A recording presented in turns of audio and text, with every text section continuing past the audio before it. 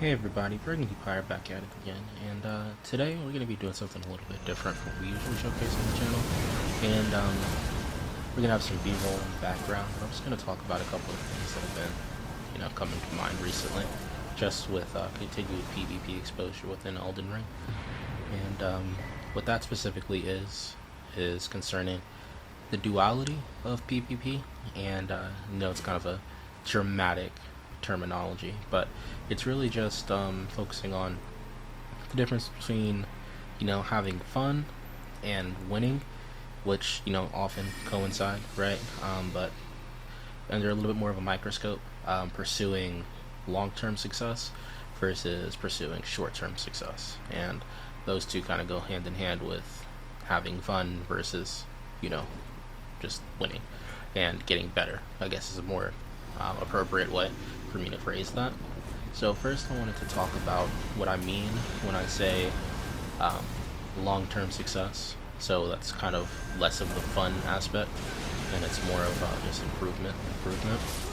So generally speaking, at least in my experience, and the experience of those that are around me, when you want to get better at something, truly the only solution is for you to just do it and do it and do it and do it and do it and do it.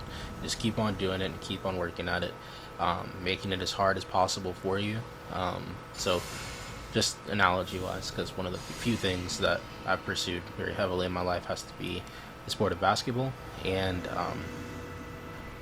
I was really bad until I got pretty good, right? And the way that I got pretty good was just hours upon hours upon hours of basketball, playing basketball in shoes that weren't the best, dribbling with tennis balls instead of basketballs, so the grip isn't as good as it used to be. When playing pickup games, playing with players that aren't as good against the better players, right? Focusing on just using my left hand when I'm right hand dominant when it comes to shooting. So these types of things, these types of handicaps, they help you improve exponentially.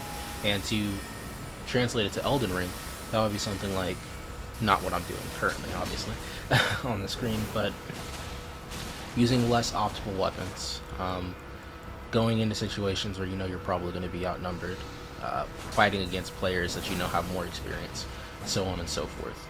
And I guess the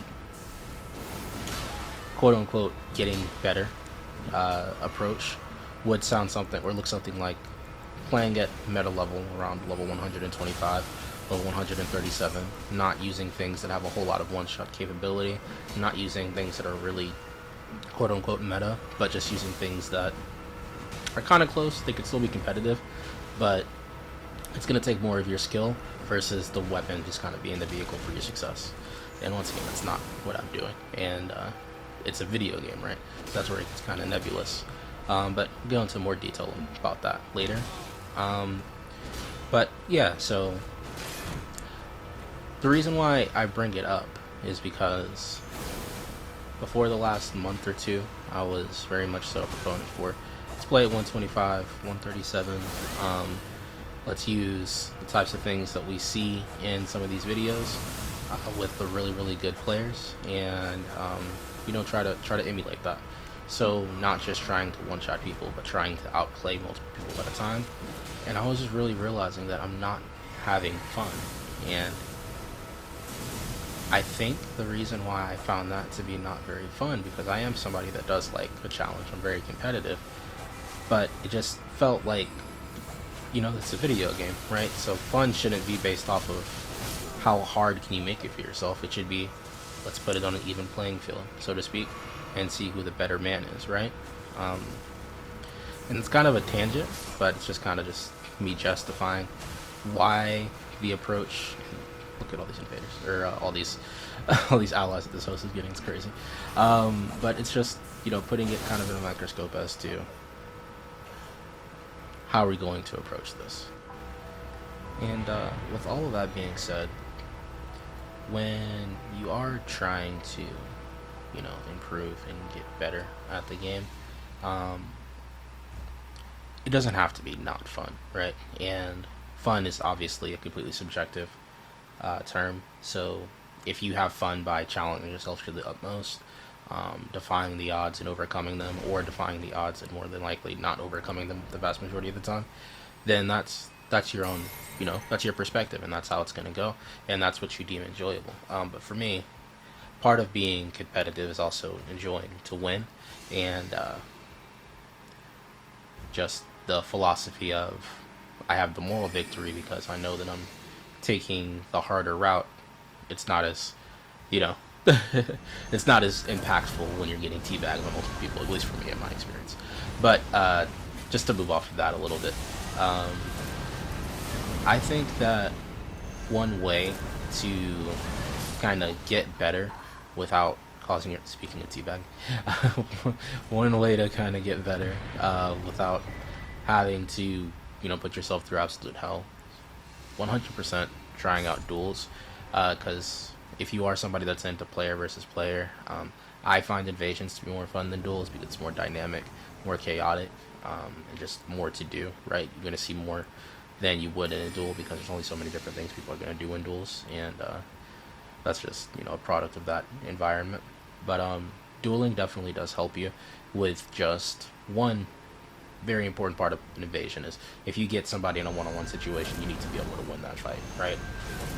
And if you don't, then you're just setting yourself up for failure, because if you can't beat one person, you definitely can't beat two. You definitely can't beat three. Like, sometimes you get lucky with just high damage potential and the non-playable enemies helping you out, but if you do get just in a 1v1 with a host, for example, and they're right back to their side of grace, you want to be able to go ahead and close it out after your hard-fought battle. Yeah, I'm a tangent machine, but yeah, duels are definitely going to help you with improving how you perform in the game when it comes to player versus player. It's a good chance to, get acclimated with different types of equipment, get accustomed to different, ways of approaching attacks. So, like, for example, say the Greatsword of Moonlight, or the Greatsword of Moonlight, the Darkmoon Greatsword, Moonlight Greatsword, whatever it is in this game. The charged R2, you can fully charge it for probably a one-shot if you're trading, right? Because you're going to hit with the weapon and the weapon art simultaneously. Or you can mix up the timings by holding it a little bit and then sending out the projectile at range. Or you could just, not hold it at all and try to roll catch somebody. You can follow up with jump attacks. You can follow up with swipes after unlocking from the opponent, and so on and so forth. But these are different types of things that you're going to learn, when you have the ability to use more than just one bit of the moveset. And duels are going to force you to use more than just one bit of the moveset, just by virtue of how those interactions are going to be. Because generally speaking, the person that you're fighting, they know your equipment, you know their equipment, you're going to have to try to use different tactics. The same thing shouldn't work over and over and over again, so you're going to have to evolve during that, competition.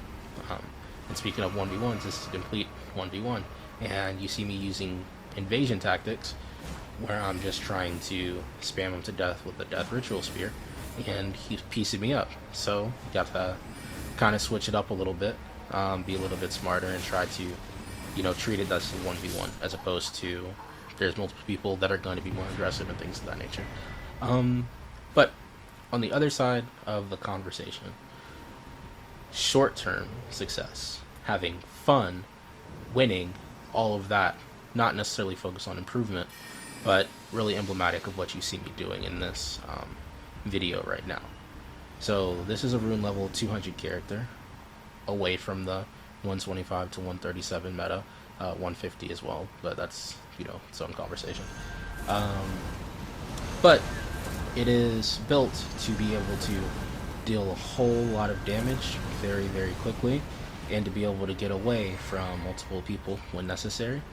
And it's really focused on just getting people out of there ASAP. And it's a little bit more one-dimensional than, say, more meta-focused setups. But in all honesty, in my experience, it's a much more fun approach to invasion at the very least. But I will say that if I were to try to take this to the dueling arena, it would not be nearly as good as, say, a weapon setup where I am using meta stuff, or I am using slightly off meta stuff that is built for not just invasions, right? But recognizing what is fun to you is really important when it comes to this conversation of, having fun in the short term, having fun in the long term success, short term success, yada yada yada. If you are somebody that's like me, where you just want to have a high success rate, not too much stress, even when you are going against the odds, then this type of, approach would be good for you, because you're giving yourself a better chance at winning, with the odds stacked against you, right? I say winning. I'm pretty sure this invasion is going to be dying. But you don't want nobody wants, a 50% win rate, right? Like, that's what's quote-unquote fair, but everybody wants as close to 100% win rate as they can get. At least that's what my perspective is, and that's what's fun to me.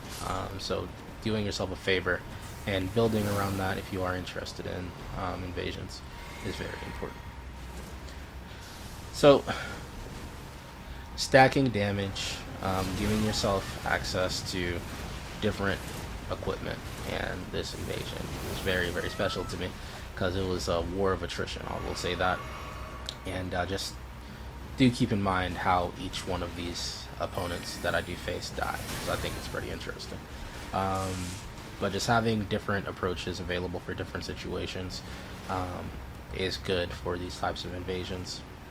Being able to get away quickly, being able to do high burst damage, being able to, just approach multiple situations, and also just refining your tactics, right? Knowing that you have to approach it differently when you're going against multiple people is very important.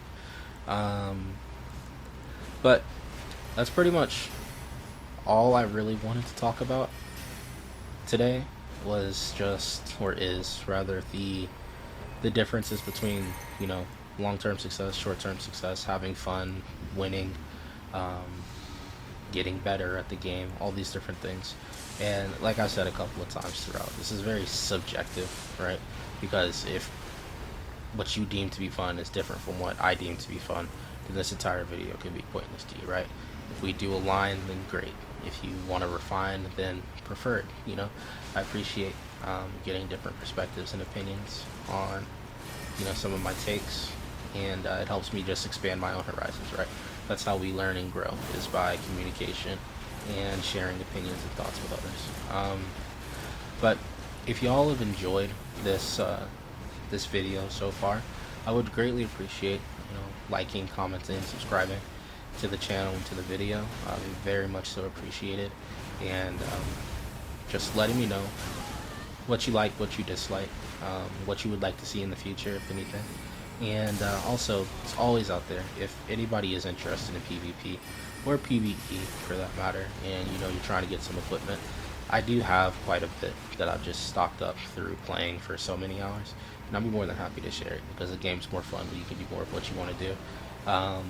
So yeah, but I'm gonna go ahead and sign out now, but I would like for y'all to just keep on paying attention to this invasion, because it's a war of attrition. It's about 3 minutes left of it, I believe, and it's a very, very, very good one, at least in my opinion. But with that being said, I'm gonna go ahead and sign out. Have a fantastic rest of your day, week, weekend, year, month, decade, eternity, millennium, century, whatever. Bye. And thanks y'all so very much for watching.